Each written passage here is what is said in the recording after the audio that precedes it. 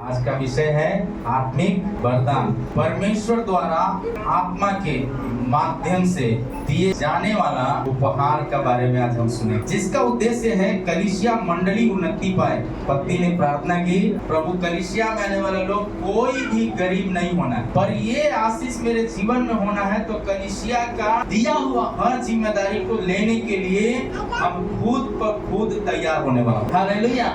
आप चाहते हैं कि मेरा गरीबी से आजादी मिले, आप चाहते हैं मेरा बच्चे ऊंचे स्थानों पर जाए, आप चाहते हैं मेरा घर अच्छा हो। घर में जब राजा का बेटा बेटी हम हैं तो राज दरबार में रहने वाला सामग्री मेरे घर के अंदर भी हो। शायद उसको खरीदने की क्षमता आपके पास नहीं होगा, तो भी परमेश्वर न केवल परमेश्वर की दास की जरूरत पूरा करेगा, पर आपकी भी जरूरत उससे बढ़कर पूरा करेगा। हालेलुया। बोलो प्रभु यीशु मसीह की। क्योंकि आत्मिक वरदान हमको परमेश्वर दिया है, ये उपहार है। उपहार क्या होता है? गिफ्ट, इसको बोलते हैं वरदान। हालेलुया। ये परमेश्वर का दिया हुआ गिफ्ट है। ये गिफ्ट यदि हमको चाहिए तो हमको करना क्या है? आत्मिक उन्नति चाहते हैं तो एक गिफ्ट पाने के लिए ललायित होना। ललायित होना मतलब भूखा होना है, इच्छा व्यक्त करने वाला होना है। ऐसा करने के लिए तैयार है तो पहला कुरिन्थियों का पुस्तक मेरे साथ निकालिएगा, 12 अध्याय 8 से 10 आयत तक कोई ऊंची आवाज में पढ़िएगा। क्योंकि एक को आत्मा के द्वारा बुद्धि की बातें दी जाती है, बुद्धि की बातें दी जाती है, दूसरे को उसी आत्मा के अनुसार ज्ञान की बातें किसी को उसी आत्मा से विश्वास की उसी एक आत्मा से चंगा करने का वरदान दिया जाता है। फिर किसी को सामर्थ्य का काम करने का शक्ति और किसी को भविष्यवाणी की और किसी को आत्माओं की परख और किसी को अनेक प्रकार की भाषा और किसी को भाषाओं का अर्थ बताने का वरदान दिया जाता है। हालेलुया। ये क्या है? उपहार है। ये उपहार है और कलीसिया के हर परिवार के पास ये उपहार होना जरूरी है। हालेलुया। क्या आप चाहते हैं कि उपहार मेरे पास हो? बोलिए एक दूसरे का हाथ मिला के, ये उपहार मेरे पास होगा, ये उपहार आपके पास होगा। उसका नाम पकड़ के बोलिए, ये उपहार अभिषेक के पास होगा। हाँ, ये अभिषेक किसके पास होगा? हाँ, मनोज अंकल के पास होगा। Very good. जोरदार ताली बजा के प्रभु की स्तुति करें। हालेलुया। ये बात यदि बोलेंगे ये 100% है आपके पास होगा। गवाही में ये साथ करेंगे, गवाही हर दिन, हर डेट बाय डेट। जो मुझे लिखने का था मैं लिख नहीं सका तो देर किया, तो अनुग्रह को प्रभु ने एक रात जो मैंने बताया था क्या किया था, जगा के बोला इस सब उपहार को लिखो। लिखा तो क्या देखा? बड़ी दुख भी देखा है, लेकिन जितना दुख हुआ उससे ज्यादा तरक्की भी हुआ है। कौन सा तरक्की? जो हमारी जरूरतें था वो भी पूरा किया, जो हमें सेवकाई की जो ऊंचाइयों को छूना था उस ऊंचाइयों को भी छूने के लिए प्रभु ने मदद किया। हालेलुया। बोलो प्रभु यीशु मसीह की। तो ये कलीसिया क्या उस ऊंचाई में शामिल नहीं है? उस ऊंचाई में कलीसिया भी है। हालेलुया। बच्चे भी हैं। तो ये बच्चे लोग क्या करना है? अभी कलीसिया का कितना बच्चे लोग पवित्र आत्मा का अभिषेक पाया? हम भी आपका साथ। यदि ये उपहार नहीं मिला है तो ये उपहार पाने के लिए ललायित होना है। आज तो मिलेगा, यदि नहीं भी मिला तो भी आप ये मनसा के साथ रहिए, प्रभु हमको ये वरदान चाहिए। ये साल, ये महीना का अंतिम सप्ताह है, 5 दिन या 6 दिन या 1 हफ्ता है। प्रभु ये वरदान से हम वंचित हैं, ये वरदान हमको परख नहीं आता है, हमको आप ही बता दीजिए। हालेलुया। मैं आपको ये बात से गवाही देना चाहते हैं, आप यदि इसे ललायित हैं तो जरूर होगा प्रभु ये चमत्कार को कर। बोलो प्रभु यीशु मसीह की। भाई ने पढ़ा था, पहला तोहफा क्या है, पहला उपहार क्या है? बुद्धि। उसको घेर के रखिए बैठे। अब देखिए बुद्धि के साथ सुलेमान जो राजा तो जो दाऊद का बच्चा है वो क्या किया है? राजा बन गया। तो उसके पास एक बड़ा युद्ध क्षेत्र उसके सामने आ गया। युद्ध क्षेत्र सामने आ गया। युद्ध क्षेत्र के बारे में आप लिख लीजिए, घर में जाकर पढ़िएगा। समय ज्यादा नहीं है इसलिए मैं संक्षिप्त शब्दों में बताते हुए आगे निकलेंगे ताकि परमेश्वर की महिमा हो। पहला राजा का पुस्तक 3 अध्याय 16 से 18 है तक। वहां पर क्या लिखा है? सुलेमान का अद्भुत कहानी आपका जीवन में होना है, अद्भुत गवाही होना है। तो ये बात हमें और आपको जानने की जरूरत है। सुलेमान राजा है, उसके पास एक केस जाता है। वो केस यही था, उसको घर में पढ़िएगा। 2 परिवार थी, एक घर में 2 बहन लोग थी। दोनों का बच्चा 1-2 दिन का आगे पीछे हुआ था। बच्चा आगे पीछे हुआ था। रात में सोने के वक्त में दोनों गोतनी है, एक बड़ी है एक छोटी है। नतीजा क्या हो गया? सोने के वक्त में करवट होते वक्त बच्चा अपने ही शरीर से दब के मर गया। जो 1 दिन पहले जो हुआ था वो बच्चा तो क्या है? ताकतवर है। लेकिन जो 1-2 दिन बाद हुआ है वो बच्चा नाजुक है और वो करवट लेते समय मर गया। तो फिर क्या किया? ये गोतनी का बेटा उठा के अपने बिछौने पर ले लिया। मरा हुआ अपना बिछौना क्या दिया? ये बच्चा अपनी गोतनी के पास सुला। दब के मर गया। तो चतुराई क्या किया है? कुछ लोग चतुर लोग, वचन में लिखा है 1 मियान में 2 तलवार नहीं पड़ता। लेकिन हम लोग क्या करते हैं? कुछ परिवार इसलिए टूटते हैं कि एक को खुश करेंगे, एक को नाराज करेंगे। उनको पता ही नहीं है कुछ पति पत्नी में नहीं बनने का रीजन क्या होता है। पत्नी या तो अलग रास्ता में होगी या तो पति अलग रास्ता में होगा। ऐसा ही एक घटना मिला है। पहला पत्नी से एक परिवार शादी किया। दहेज की जब लालच आ गया तो फिर क्या किया है? पहले मंदिर में जाके शादी किया। दूसरा बात जब जाना कि नहीं ये चर्च जाने वाली लड़की है तो चर्च में जाके प्रार्थना करके कैसे भी एक शादी का बंधन में बंध लिया। फिर क्या किया है उन्होंने? दहेज का जब लालच आ गया तो एक बीएड की हुई लड़की जब नौकरी पाई है ऐसे पता चला है तो इन्होंने क्या किया? फिर जाके शादी कर ली। बड़ा दहेज मिल गया। अब इन दोनों को युद्ध होने लगा। एक पति के बीच में 2 पत्नियां आ गई। झगड़ा होगा कि नहीं होगा? घर में बढ़िया से भोजन खाएंगे। यदि पत्नी एगो है पति 2 है तो वो में झगड़ा होगा। सोच के देखिए, बड़ा खतरनाक बात। आज इसी तरह से विश्वास में लोग भ्रष्ट होने का कारण क्या है? 2000 साल पहले यीशु मसीह धरती पर स्वर्ग का महिमा छोड़कर आया, मारा गया, गाड़ा गया, तीसरा दिन जी उठा। लेकिन आज भी हम लोग विश्वास से भटकने का कारण क्या है? उनके जीवन में एक कलीसिया नहीं है, उनके पास 4 कलीसिया। उदाहरण नहीं पास आपके जीवन में एक ही पास्टर, चाहे बुरा हो भला हो, मतलब आप निर्णय के साथ इस कलीसिया के अंदर आ गया तो आपके जीवन में यही कलीसिया बने रहना चाहिए। शायद पास्टर को बोलने नहीं आता होगा, शायद उसको गीत नहीं गाने आता होगा, वहाँ के बच्चे लोग बढ़िया से गीत नहीं बजाते होंगे, कोई बात नहीं। आपका सर्वोपरि होना चाहिए। जैसे एक माँ के 2 बच्चा होता है, एक अंधा और काना। दूसरों के लिए अंधा काना हो सकता है लेकिन माँ के लिए अंधा काना नहीं। वही सामर्थ्य के साथ यदि आप प्रभु में इस कलीसिया के अंदर जुनून दिखाएंगे तो परमेश्वर आपको जुनून के साथ ऊंचा कर देगा। हालेलुया। तो प्रभु यीशु मसीह की। और ये बुद्धि का वरदान प्रार्थना करने के कारण सुलेमान को परमेश्वर ने क्या दिया? इन्होंने धन नहीं मांगा, सोना चांदी गहना गुड़िया नहीं मांगा। इन्होंने कहा प्रभु मुझे बुद्धि का वरदान दीजिए। तो मालूम नहीं था कि हम राजा बनने वाले। प्रभु ने कहा इससे पहले न कोई बुद्धि में था न बाद में कोई होगा। इस राजा बनने के बाद राजा के पास ये केस पहुंच गया कि एक 2 गोतनी है। बड़ी गोतनी का 2-3 दिन पहले लड़का हुआ है, छोटी का 2-3 दिन बाद हुआ। करवट फेरते समय 2-3 दिन बाद में हुआ बच्चा जो है दब के अपने ही शरीर से मर जाता है। तब क्या होता है? ये बहन जो बड़ी गोतनी नींद में सो रही थी उसका बच्चा को उठा के अपने पलंग पर ले लिया और अपना मरा हुआ बेटा को उसके पलंग पर सुला दिया। जब नींद टूटा है तो बहन सोची है बच्चा को मतलब दूध पिलाने के लिए। उसी समय में बच्चा को देखी तो बोल नहीं रहा। तब क्या है? जगी, देखी तो ये तो मेरा बच्चा है नहीं, ये तो गोतनी का बच्चा है। क्योंकि ये घर में है तो पता चल जाएगा। तुरंत कहीं तो गोतनी का बच्चा। फिर क्या है? उसको जगह, बहन जी आप मेरा बच्चा, आप अपना मरा हुआ बच्चा मेरे पास सुला दिया।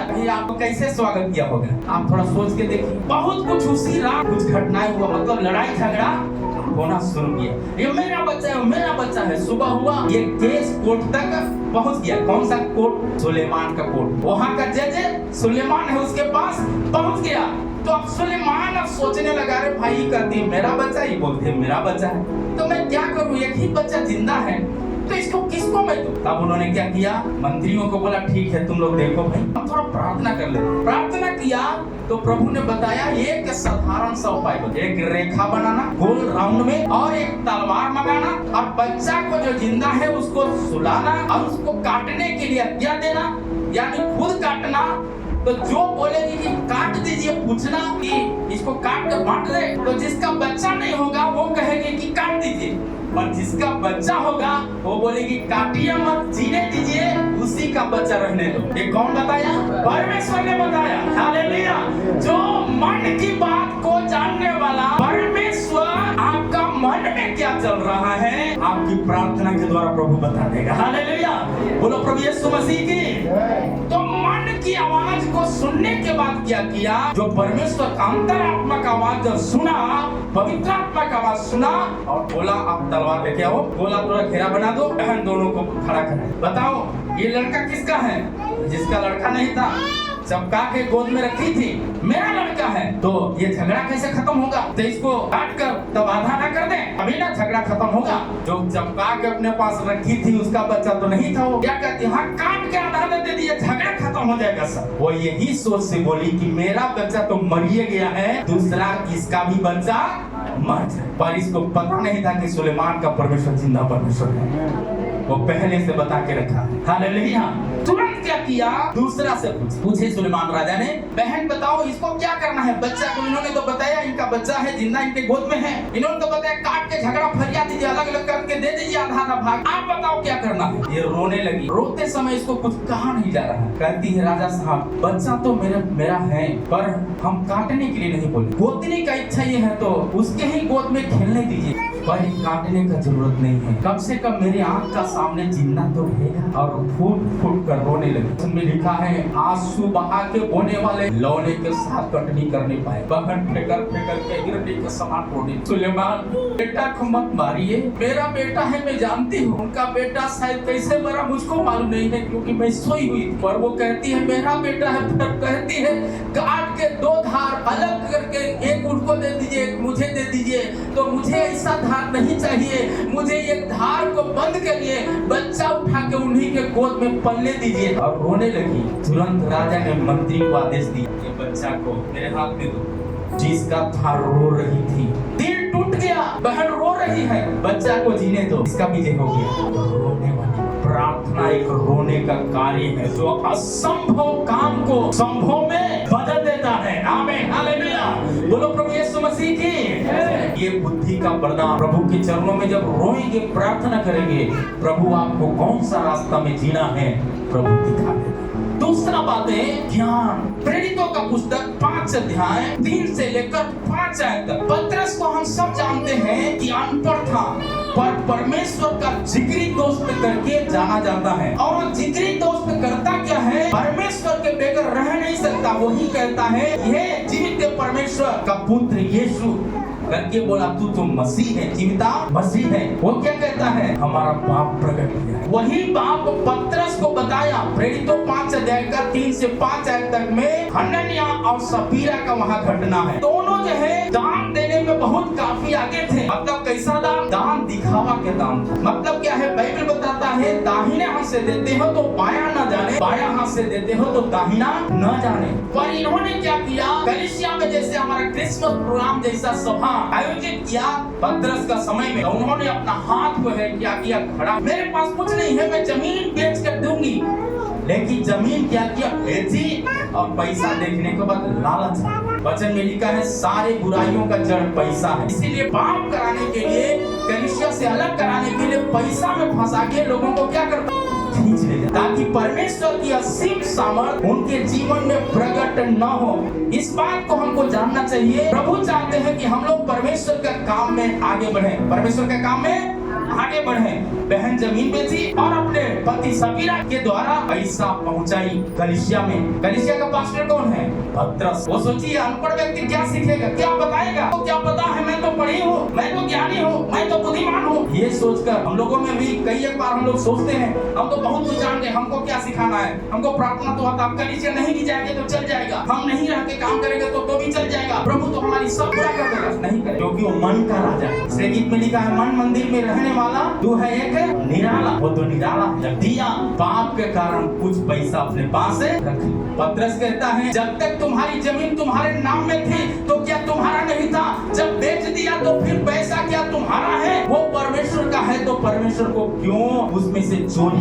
मनुष्य का चोरी करना तो हम बच सकते हैं, शायद हम पॉलिश लगा के घूस दे के जीत सकते हैं, पर बात को जाने परमेश्वर का चोरी करके कोई भी व्यक्ति जीत नहीं सकता। ये घटना इस बात को दर्शाता है। और इन्होंने क्या किया है, इसीलिए मलाकी का पुस्तक में लिखा सारे 10 परमेश्वर का फोन में ले आओ। चंदा की बात में बोलता है परमेश्वर ने, ये चंदा इसलिए जो बात आप देते हो समय आने पर तुम्हें चंदा लेने की जरूरत न पड़े, मतलब विपत्ति का समय। ये सारी चीजें जो है परमेश्वर यहाँ पर सफीरा के द्वारा, सफीरा को क्या किया है, हननिया मरा गाड़ करके लोग आ रहे थे, अभी पहुंचे ही नहीं, सफीरा भी जाकर वहाँ पहुंचती है और कहती क्या है, यही बात पतरस पूछा तो बताई नहीं, मैं तो जितना बेची थी जमीन वो पूरा पैसा तो कलीसिया में पहुंचा। उन्होंने कहा तूने किससे झूठ बोला? तुम तो परमेश्वर को धोखा। जब हम बोलते हैं प्रभु को जानने के बाद भी हम इस बात को जानना चाहिए, सबके जीवन में तंगी। कल भी मैंने प्रार्थना के लिए लिया, परिवार को करीबी से, उतना करीबी से नहीं तो भी परमेश्वर में करीबी से बहुत कुछ जानते हैं, हम सोच सकते हैं, पर वो परिवार जब इस बात को बताए तो मेरी जिंदगी में बहुत तरह की बातें चलने लगा। मैं गाड़ी चलाते भी जा रहे थे तो हम सोच रहे थे इस बात को, फिर भी ये परिवार तो मुंह नहीं खोलते। और परमेश्वर बताया बेटा मुंह इसलिए नहीं खोलते क्योंकि पवित्र आत्मा इनके साथ है। हालेलुया। यदि पवित्र आत्मा साथ न हो तो हम बहुत कुछ बातें बढ़ा के बता। और हम ये देखें मसीह में आने के बाद कमी घटी होगा लेकिन शांति की कमी नहीं होगा, आनंद की कमी परिवार में नहीं होगा, दाल चावल की कमी नहीं होगा, नमक की मिर्चा का कमी नहीं होगा। पर प्रभु में नहीं थे तो आपका बहुत कुछ कमी होगा। बहुत पैसा होने के बाद भी उदासी होगा, आनंद नहीं होगा, चैन नहीं होगा, नींद नहीं आए। यहाँ पर क्या कहता है पतरस, परमेश्वर ज्ञानी परमेश्वर है, अज्ञानी परमेश्वर नहीं है, वो सबका ध्यान रखता है। हमारी कमी घटी को भी जानने वाला प्रभु है, इसलिए वो पूरा होना है तो पवित्र आत्मा का नाम को ऊंचा करने की गवाही को बता दो, प्रभु सब काम आपके जीवन में पूरा करे। आपका बंद द्वार होगा उसमें भी प्रभु भूखे रहने नहीं देगा, एक बड़ा इनाम देने वाला है। हालेलुया। ऐसा परिस्थिति से गुजरने वाले परिवारों के लिए एक बहुत बड़ी संदेश पतरस के द्वारा हम सुनते हैं। परमेश्वर ज्ञान रखने वाला परमेश्वर है। यदि आप लगातार कलीसिया जाते हो, लगातार उपवास करते हो, लगातार दान और दशमांश देते हो, लगातार वचन पढ़ते हो, लगातार कलीसिया में आमे संगति करते हो, तो इस बात को याद रख लो, परमेश्वर आपको चढ़ बढ़ करके दुगना अभिषेक के साथ आशीष में बढ़ा देगा। बोलो प्रभु यीशु मसीह की मेरे में आमीन। जब ये परमेश्वर पाप को जानकर इनको दंड दे सकता है तो पाप नहीं है, और पवित्र आत्मा से भरे हैं तो गरीबी को अमीरी में बदल सकता है, अनपढ़ है सामर्थ में बदल सकता है। पतरस अनपढ़ था तो भी परमेश्वर वचन की घोषणा करने की सामर्थ्य उसको दिया। यदि ऐसा है तो प्रभु के पीछे चलने वालों को परमेश्वर क्या उनको आशीष नहीं देगा? हालेलुया। बोलो प्रभु यीशु मसीह की। तीसरा बात, विश्वास। आपका विश्वास कैसा है? आपका विश्वास ये होना चाहिए, यीशु ही मेरा प्रभु है, यीशु ही मेरा प्रभु है। क्या आप चाहते हैं कि यीशु मेरा प्रभु है? कितना लोग चाहते हैं कि यीशु आपका प्रभु हो? जब यीशु प्रभु है तो यीशु के बीच में दूसरा को मत रखिए, यीशु के बीच में दूसरा को मत रखिए। दो नाव पर पैर रख के कोई पार नहीं उतरा है न उतरेगा। आपको बीमारी आए, गरीबी आए, तंगी आए, प्रभु से बोलिए प्रभु आप चंगा करें या ना करें, हमको अमीर बनाए या ना बनाए, लेकिन प्रभु मैंने अमीर बन चुका है क्योंकि आपका नाम ही मेरा अमीर है। हालेलुया। आपका नाम ही मेरा चंगाई है प्रभु, इसलिए कुछ भी हो मैं अब आपको छोड़कर किसी दूसरे रास्ते में फंसूंगा नहीं। ऐसा निर्णय के साथ है तो प्रभु आपका विश्वास को छोटा होने नहीं देगा, बल्कि छोटा पैर को भी सीधा कर देगा, लंबा कर देगा, परिवार का घटी को आनंद में बदल देगा। परमेश्वर का कलाम कहता है, प्रेरितों का पुस्तक 3 अध्याय 6वां आयत में पढ़िए। तब पतरस ने कहा चांदी और सोना मेरे नहीं है, परंतु जो मेरे पास है वह मैं तुझको क्या करता हूँ, देता हूँ। हालेलुया। पतरस अनपढ़ कहता है मेरा सोना और चांदी से बड़ा है यीशु मसीह। हालेलुया। इसलिए मंदिर के किनारे बैठा हुआ एक भिखारी लंगड़ा को हर दिन जो है मंदिर के दरवाजा को नहीं छोड़ा है, मांगने की इच्छा से। वचन में लिखा माँ को मिलेगा, ढूंढो पाओगे, खटखटाओ तुम्हारे लिए खुल जाएगा। आप परमेश्वर की कलीसिया को पहला प्रथम जीवन में स्थान देते हैं तो आप परमेश्वर का द्वार को खटखटाएंगे।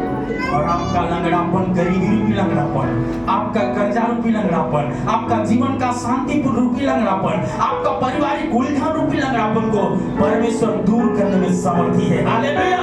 बोलो प्रभु यीशु मसीह की। असंभव काम संभव में बदल डालेगा, परमेश्वर का वचन कहता है। ये लंगड़ा व्यक्ति मंदिर का द्वार को नहीं छोड़ा, मंदिर से बाहर सोच रहा होगा कभी हम मंदिर में जाके मैं भी तो आराधना करूं, पर द्वार पर प्रार्थना किया। बहुत भाग्यशाली है आप परमेश्वर के घर के अंदर है, परमेश्वर के घर के अंदर है। जो प्रभु को नहीं जानते हैं घर के बाहर बाहर राउंड लगा रहे हैं, लेकिन जो सच्चे परमेश्वर को जानते हैं परमेश्वर के भवन में आके सुबह शाम दोपहर तीसरे पहर जब भी अवसर मिलता है, हर रविवार को आकर, हर शुक्रवार को आकर के आराधना करते हैं। आप बहुत भाग्यशाली। हालेलुया। बोलो प्रभु यीशु मसीह की। इन्होंने क्या किया, ये सोच रहा था मेरा भाग्य कब बने। पतरस को देखा, यूहन्ना को देखा, इनके जीवन में तो अजीब सी शांति लगता है, आज तो ढेर सारा सोना चाहिए। इसका मन की बात को जानकर पवित्र आत्मा पतरस के ऊपर उतरा और उन्होंने तुरंत कहा, जिस आशा उम्मीद के साथ तुम मुझे देखते हो, मेरे पास सोना और चांदी तो नहीं है, पर जो मेरे पास है दुनिया से बड़ा है, दुनिया का विजय करता है, उसका नाम यीशु मसीह है। वो नाम मैं तुझे देता हूँ, उठ और यीशु नाम में चलो। हालेलुया। बोलो प्रभु यीशु मसीह की। आप यदि गरीबी में से निकलने का शैतान बांध कर रखेगा, लेकिन आप मुंह से बोलना है प्रभु मुझे चलाना, प्रभु मुझे चलाना। इतना केवल प्रभु सुनना चाहता है। इतना यदि आप सुनाने के लिए तैयार हैं तो प्रभु आपको अमीर बनाने के लिए भी तैयार है। जब सामर्थ्य होगा तो सामर्थ्य के साथ सब कुछ होता है। पैसा है, कपड़ा है, ज्ञान है, आपका नौकरी है, सब बातों में। बोलो प्रभु यीशु मसीह की। एक दूसरे का हाथ मिलाकर बोलिए आप मसीह में अमीर हैं, आप मसीह में अमीर हैं, आप मसीह में अमीर हैं, आप मसीह में धनवान हैं, आप मसीह में चंगा हैं, आप मसीह में चंगा हैं। हालेलुया। बोलो प्रभु यीशु मसीह की। यदि ये सच्चाई जब जानेंगे शैतान हार जाएगा। बोलो प्रभु यीशु मसीह की। क्या भाई को घुटना में दर्द था, चल नहीं रहा, जब ऐसी सभा में चला, जैसे बहन ने बताई सभा में उपवास प्रार्थना में पहुंची, पति ऐसा है तो आप उसके सिर पर हाथ रखकर प्रार्थना करो। परमेश्वर का दास तो बोल दिया, आपका घर में जाकर थोड़ा कहेगा कि हाथ रखकर बहन जी प्रार्थना। आप यदि दास का मुख से ये सुने कि नहीं, ये नहीं, बल्कि परमेश्वर इनके जीवन से हमारे लिए बोला है, ये बोल करके ग्रहण करते हैं और उस पर चलने का, अमल करने का ताकत रखते हैं, तो परमेश्वर छुड़ाने की भी सामर्थ रखने वाला परमेश्वर है। बोलो प्रभु यीशु मसीह की। बहन ने बढ़िया गवाही दिया, अमल किया, आज अपने पति को जीता। तब ये क्या हो गया, लंगड़ा को पतरस ने आज्ञा दिया और आज्ञा को माना। यिर्मयाह का पुस्तक 1 अध्याय का 10वीं आयत थोड़ा पढ़िए। तब आपको जब ये विश्वास हो जाएगा कि नहीं भैया नहीं बोलते हैं, परमेश्वर के मुख से बोल रहा है, मैं 100% कहता हूँ, जो डॉक्टर से नहीं होगा, आपके जुबान पर जो परमेश्वर आदर करेगा उसके द्वारा काम करेगा। यिर्मयाह 1 अध्याय का 10 आयत में बात लिखा है, यहोवा ने हाथ बढ़ाकर मेरे मुंह को छुआ और यहोवा ने मुझसे कहा देख मैंने अपना वचन तेरे मुंह में डाल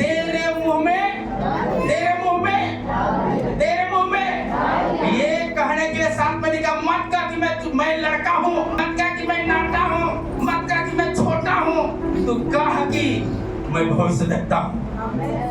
बोलो प्रभु यीशु मसीह की। हालेलुया। मेरे मुंह में कौन डाला है? यिर्मयाह से पवित्र आत्मा बोलता है, परमेश्वर से बोलता है कि मत कह कि मैं लड़का हूँ, तुमको भविष्यद्वक्ता के रूप में चुन लिया है और वो भविष्यवाणी तुम्हारे मुंह में डालता हूँ। अपना वचन जो बोलेगा, जो इसको मानेगा, उसका जीवन में परिवर्तन होगा। हालेलुया। बोलो प्रभु यीशु मसीह की। ये बात आपको लोग लिख करके नोट करके हो सके तो दीवार में चिपका कर, तब आप एक बड़ी सामर्थ को आप देखेंगे। हालेलुया, बोलो प्रभु यीशु मसीह की। क्या वो चाहते हैं कि आनंद हमको मिले? कितना लोग चाहते हैं? हालेलुया, यही आनंद पत्रस के द्वारा मिला। चौथी बात क्या था? चंगाई। आपको चंगाई मिलना है तो चंगाई का आसान अस्पताल खोला है परमेश्वर। आसान अस्पताल नहीं, महा अस्पताल खोल करके रखा है। इस बार एक बहन को 7 बच्चा हुआ, पता चला है अबॉर्शन हो गया। कलिसियाई बच्चा हुआ, बच्चा पेट में है 3-4 महीना का। वो प्रार्थना के बाद गिर गई, बेहोश हो गई, दांत तो खुल ही नहीं, आंख बंद है। सब लोग जाके हिलाए, कुछ नहीं।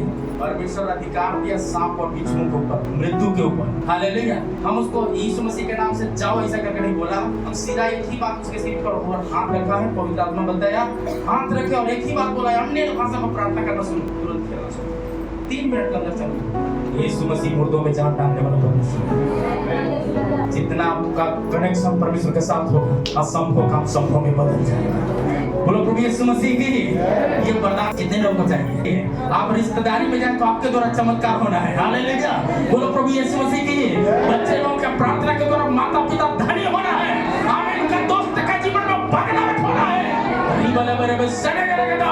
ऐसा चमत्कार यदि आप देखेंगे, एक भयंकर काम आपका जीवन में हो जाएगा। ये उपहार लेने के लिए तैयार है क्या? उपहार लेने के लिए तैयार है? आज मिलने वाला है, आज मिलने वाला है। हर टोकरी उठा के लेके जा रहा है, हर टोकरी उठा के लेके जा रहा है। कितना लोग तैयार है? हालेलुया, बोलो प्रभु यीशु मसीह की।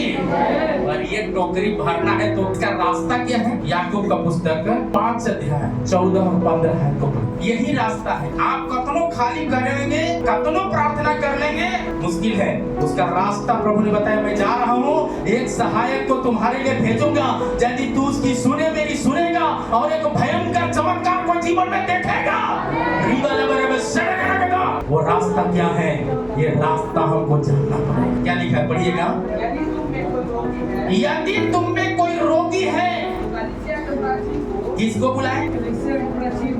डॉक्टर को जाके बुला के लेके आने की बात है, ओझा को बुला के लेके आने की बात है, रिश्तेदार को बुला के लेके आने की बात है, बड़ा 4 व्हीलर में चलने वाला व्यक्ति को बुला के लेके आने की बात है? नहीं। कलीसिया का प्राचीन मतलब पुरोहित, प्राचीन उसी को बोलते हैं। हालेलुया, बुला के लाना। कहाँ पर? बपतिस्मा लिया हुआ हर परिवार के अंदर कम से कम कितना भी व्यस्त हो तो महीना में 2 बार प्रभु के दासों का पैर आपका करना पड़ता है। किसका पैर? कलीसिया का प्राचीन। क्योंकि प्रभु नहीं चाहता है कि आप जिस बंधन में बंधे थे, छुड़ा दिया तो फिर उसी बंधन में रहे। प्रभु ये चाहता है कि उस बंधन से आजाद होकर बंधन दूसरों को आप खोलने वाले हो जाए। बोलो प्रभु यीशु मसीह की।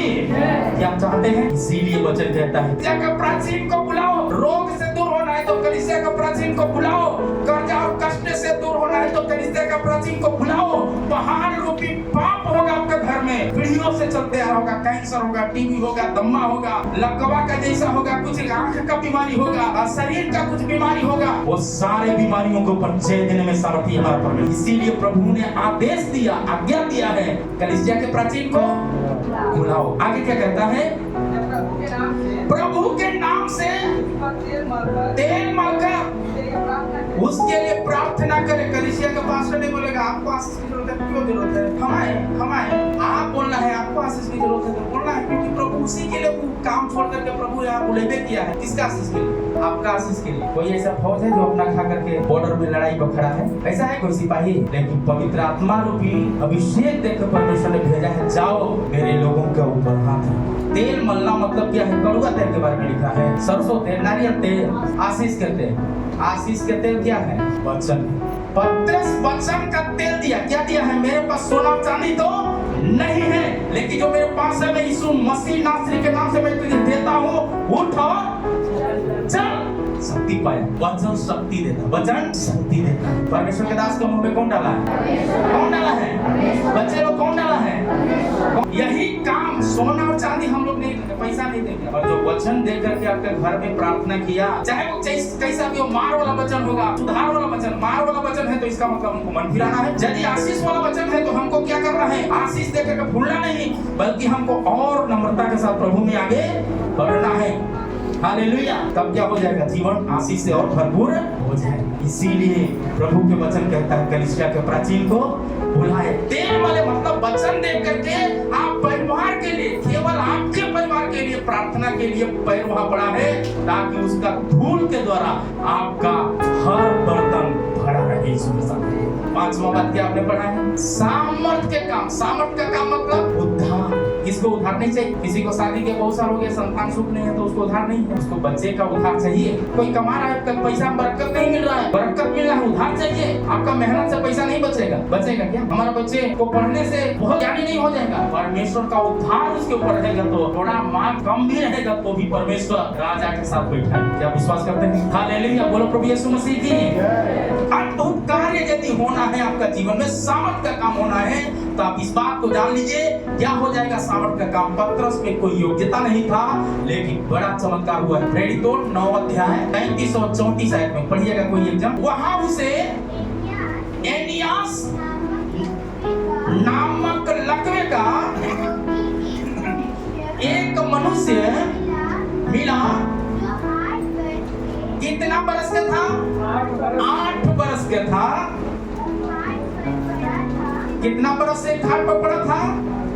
8 बरस से पड़ा। क्या इलाज नहीं कराया होगा? 8 बरस से पड़ा था। आगे पत्रस ने उससे कहा, हे अनियास, यीशु मसीह तुझे चंगा करता है, उठ अपना बिछौना बिछा। तब वह तुरंत उठ खड़ा हुआ। हालेलुया। पत्रस का प्रार्थना के द्वारा 8 साल का लकवा रोगी क्या हो गया है? चंगा हो गया। चंगा तब हुआ वचन पर विश्वास किया। कौन बोला है? पत्रस नहीं, परमेश्वर मेरा इलाज किया। क्या आज्ञा था? उठ और बिछौना बिछा। उठ अपना बिछौना बिछा। चल नहीं सकता है, खड़ा नहीं हो सकता, बिछौना बिछा सकता है क्या? पर आज्ञा माना, बिछौना बिछाया, चंगा हो गया। उठा तो बिछौना बिछाने का रोक कोई नहीं सकता, मतलब उसका जो जरूरत है सब पूरा होगा आज्ञा को मानने वालों। इसका मतलब आज्ञा मानने में आप तैयार होंगे, गरीबी अपने आप जाएंगे, असंभव काम संभव में बदलेंगे। इसी का 36 और 37 आयत को पढ़िए। याफा में तबीता अर्थात दोरकास नामक एक भले भले काम दान किया करते थे। आप सोचते हैं हमारा दान को कौन? आपका दान को देखने वाला परमेश्वर है, आपका काम को देखने वाला परमेश्वर है, आपका विश्वास को भी देखने वाला परमेश्वर है। आप मर जाएंगे लेकिन आपका दान मरेगा नहीं, उसके द्वारा आपका पीढ़ी आशीष पाए। अगली बातें क्या कहता है? उन्हीं दिनों में बीमार होकर के क्या हो गई? ये बहन मर गई। ये तो मर गई। क्या इसका दान मर गया? शरीर में तो मर गई, लेकिन आत्मा में जिंदा है, क्योंकि इसका दान क्या है? प्रभु में पहुंचा हुआ, मतलब वो दान जिंदा है। आप जो प्रभु के लिए काम करते हैं वो मरेगा नहीं। आप मर गए लेकिन आपका नाम कलीसिया में चलते ही है, आपका नाम स्वर्ग में भी चले। जो प्रभु में समय देगा का नाम को पहुंचा। 40 आयत को पढ़िए। तब पत्रस ने बाहर कर दिया, घुटने टेक कर प्रार्थना की, 100 की ओर, 100 मतलब लाश की ओर देखकर कहा, हे तबीता उठ। तब उसने अपनी आंखें खोली, पत्रस को देखकर उठ बैठी है। हालेलुया, बोलो प्रभु यीशु मसीह की। देखो दान में कितना पावर है। आप मर जाएंगे, आप गरीबी में हो जाएंगे, लेकिन गरीबी नहीं हराएगा जब मृत्यु नहीं हराया तो। हालेलुया। बहन मर गई लेकिन वो दान पत्रस को विवश किया पवित्र आत्मा ने। घुटना टेक के लाश के सामने चुनौती भरा, घुटना को टेका और कहता है परमेश्वर इसका दान आप तक पहुंचा है, क्योंकि इन्होंने समय समय पर आपके सेवकाई में हाथ पहुंचा किया। प्रभु में समय पर देने के कारण, गरीबी में थी, बीमारी में थी, तभी ये काम बंद नहीं किया, जिसका कारण क्या हो गया? मरने के बाद भी इसका दान देना मरा नहीं है, जिसका कारण क्या हो गया? बहन को तबीता उठ, और क्या शब्द की आवाज सुनते ही उसमें जीवन आ गया, चंगी हो गई, क्योंकि उन्होंने जिंदा परमेश्वर को जिंदा था। बोलो प्रभु यीशु मसीह की जय, हालेलुया। जब ऐसा है तो वो तो क्रूस की कथा नहीं जानती थी, पर हम जान रहे तो हमको कितना करना चाहिए। ये सच्चाई हमको जानना है, ये है तोहफा। बहुत लोग शायद पढ़ते होंगे, लेकिन इतनी गहराई की बात हमको भी समझ में नहीं आता था, लेकिन अभी हमको समझ में आया जब कल की घटना की गवाही जब सुना है, मेरे अंदर वो वेदनाएं चलना शुरू किया। अभी क्या करना, अभी क्या करना, अभी क्या करना, क्या उनको जवाब दूं? कैसे तुरंत चाहते थे, बोल सकते थे कि शैतान कुछ को बोल सकता था, लेकिन प्रभु ने बताया बेटा और कुछ तो खुशी। केवल एक परिवार को सिखाने से काम नहीं चलेगा।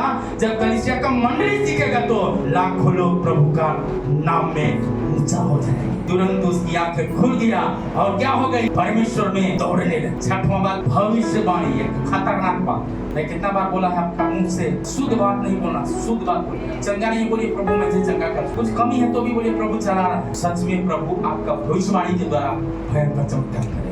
बहुत लोग जो वचन पढ़ते हैं वो लोग इस तरह का बात बोलते हैं, और जो नहीं पढ़ते हैं वचन उनको ये बात समझ में नहीं आता है। वचन देने के समय में सोएंगे, क्या समझे? कारण क्या, उनके पास वचन नहीं है। वचन परमेश्वर है, वचन नहीं इसका मतलब परमेश्वर नहीं तो कोई ना कोई तो होगा। तब ये जान लीजिए कि वो नहीं बोल रहे हैं। कौन उनके मुंह से बोल रहा है? परमेश्वर नहीं बोल रहा है, शैतान बोल। फिर वैसे ही लोगों में हम मिलाने वाले बहुत लोग हैं। सही जगह पे जाने के लिए कोई बच्चा तैयार है, पढ़ने के लिए जा बेटा पढ़ो, नहीं लेकिन मोबाइल चलाने के लिए बोलना पड़ेगा मोबाइल चलाओ। पढ़ना है तो पढ़ना नहीं है, अभी प्रार्थना करना प्रार्थना नहीं, वचन पढ़ना वचन पढ़ो। और शैतान चाहता ही है आप परमेश्वर का सही बात को आप न जाने। ये जानने का अभिषेक जब तक पवित्र आत्मा प्रकट न करे मनुष्य प्रकट नहीं कर सकता। भविष्यवाणी का वरदान पहला कुरिन्थियों पुस्तक 14 अध्याय 3 आयत में पढ़िएगा। परंतु जो भविष्यवाणी करता है मनुष्यों से उन्नति और उपदेश और शांति की बातें करता है। हालेलुया। जब भविष्यवाणी बोलेंगे तब कुछ लोग बड़ा भविष्यवक्ता नहीं, लेकिन उसको पता ही नहीं है कि भविष्यवाणी कौन हो। तो प्रभु के निकट बैठेगा उसी से भविष्यवाणी हो। बोलो प्रभु यीशु मसीह की, क्योंकि बोलने वाला तू नहीं, बोलने वाला लोगों का कारण जो है उनको बोलने में भी शैतान रोकता है। जिसका कारण है बहुत कुछ आशीष उसको रोक कर शैतान रखा है, उसकी ऊंचाइयों को छीन नहीं सकता। इसी ऊंचाई को देने के लिए परमेश्वर का आत्मा ने आज इस संदेश को आपके सामने प्रस्तुत किया है, परोस दिया है खाना। आप इसको लागू करें अपने जीवन में। जो काम शायद आप 5 साल से 10 साल से जो चमत्कार नहीं देखे हैं, ऐसा चमत्कार यदि इस काम को लागू करें अपने जीवन में तो एक भयंकर कार्य को देखेंगे। बोलो प्रभु यीशु मसीह की। क्या आप चाहते हैं कि कार्य को देखें? चाहते हैं बच्चे लोग कार्य को देखें? हालेलुया। भविष्यवाणी करना बंद नहीं करना है। आपको भविष्यवाणी का वरदान कौन दिया है? कोई मनुष्य दिया है क्या? जब मनुष्य नहीं दिया तो ये परमेश्वर का तोहफा है। तोहफा अपने पास रखने के लिए नहीं होता है, बांटने के लिए होता है। मतलब सेवा का काम का करने के लिए होता है। जो आपके पास है आप प्रभु का सेवा में लगा, वो आपका ही काम आएगा। आगे क्या कहता है? जो अन्य भाषा में बातें करता है, अपने ही नहीं अपने ही उन्नति करता है। किसका उन्नति करता है? अपने आप में उन्नति। पवित्र आत्मा में जब आप पागल हो जाएंगे, पवित्र आत्मा से भर जाएंगे, शैतान आपको रोक नहीं देगा। इसलिए अन्य भाषा में बोलना। 7वां बात क्या है? आत्माओं का प्रेरित 16 अध्याय का 16 है। जब हम प्रार्थना करने की जगह जा रहे हैं तो हमें एक दासी मिली जिसमें भावी कहने वाली आत्मा थी। भावी कहने वाली आत्मा थी। क्या है मालूम? पौलुस और सिलास जब जा रहे थे प्रार्थना करने के लिए तो बोलते परमेश्वर के दास हैं। आत्मा का बरक का वरदान पौलुस के अंदर आया, इसलिए तुरंत उसको कहा है भावी करने वाली दुष्ट आत्मा इस महिला को छोड़ निकल जा। तुरंत शैतान क्या हो गया? निकल गया। यही गलती के कारण, इतना ही गलती था, पौलुस और सिलास को कहाँ जाना पड़ा? जेल। बड़ा पाप किया है इसलिए जेल में गए। लेकिन दुष्ट आत्मा का प्रभाव पौलुस और सिलास को गिराने के चक्कर में जेल खाने में डाल दिया। शारीरिक तौर से इसको बड़ा कष्ट पहुंचाया, मार पड़ी, तो भी इन्होंने प्रार्थना आराधना बंद नहीं किया। पौलुस और सिलास का प्रार्थना से जेल खाने में बंधक बनाकर रखी हुई दुष्ट आत्मा की ताकत लाखों नौजवानों को बुढ़ापा में बदल दिया था, लेकिन उस जेल खाने गाने में, आराधना करने में बंद नहीं किया, अन्य भाषा में प्रार्थना करना बंद नहीं किया, बंदगी की नहीं, बंधन में पड़ा हुआ लोग छुटकारा पाया। हालेलुया। यहाँ तक कि वहाँ दरोगा भी अपने परिवार समेत उद्धार पाया। अन्य भाषा में आपका प्रार्थना प्रेत की शक्तियों को हरा दे। 14 अध्याय का 4 आयत में जब हम पढ़ते हैं, अन्य भाषा में प्रार्थना करना मतलब स्वयं को, अपने आप को प्रभु उस भाषा के द्वारा आपको बनाता है। पहले आपको बनाता है और इसके बाद आपके परिवार को बनाता है, कलीसिया को बनाता है, आपका विश्वास जीवन को बनाता है। इसलिए अन्य भाषा में प्रार्थना कभी बंद नहीं करना। पहला पत्रस का पुस्तक 4 का 10 आयत में लिखा है, तो जो वरदान मिला है उसे परमेश्वर के नाना प्रकार के अनुग्रह के भले भंडारियों समान एक दूसरे की सेवा में लगा दे। ये वरदान हमारे पास रखने के लिए नहीं है, ये वरदान को लगाने के लिए प्रभु बोलता है। यही कारण है कि जो वरदान हम लोगों को मिला है, हम लोग चाहते हैं जितना उम्र प्रभु दिया है ज्यादा से ज्यादा घरों तक ये वरदान को। दूसरा तिमोथी का पुस्तक 1 अध्याय का 6वां आयत में, इसी कारण मैं तुझे शुद्धि दिलाता हूँ। ये वरदान क्या करता है हमको? अन्य भाषा में जब प्रार्थना करते हैं तो पहला आपका शुद्धिकरण होता है, दूसरा का शुद्धिकरण होता है परमेश्वर के उस वरदान हाथ रखने के द्वारा तुझे मिला है, प्रज्वलित कर दे, मतलब इसको बढ़ाते जाओ।